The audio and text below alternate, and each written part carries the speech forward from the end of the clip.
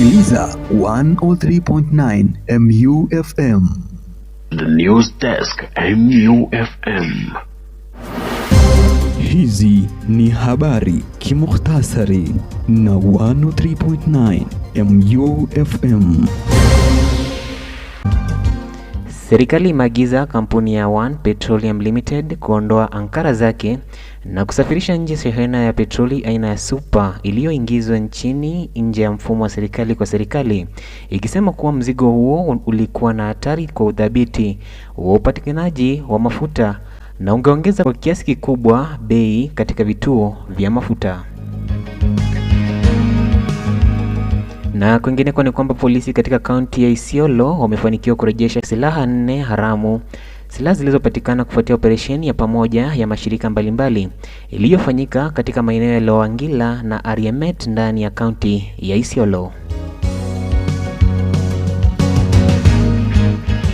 Na katibu mkuu wa KOTU Francis Atwoli amepongeza kanuni zilizorekebishwa za tamthilia za shule zinazolenga kudhibiti ujumbe wa kisiasa na kejeli dhidi ya taasisi za umma katika maonyesho ya shule. Na naibu rais Profesa Kithure Kindiki ameunga mkono uwekaji wa kamera za mwendo kasi na utozwaji wa faini kwa wanaokiuka sheria za trafiki, akisema hatua hizo zitasaidia kupunguza ajali mbaya za barabarani. Na kwenye ruba za kimataifa ni kwamba Jamhuri ya Kidemokrasia ya Kongo DRC inatarajia kupokea raia wa kigeni waliofurushwa kutoka Marekani chini ya makubaliano mapya na utawala wa Rais Donald Trump.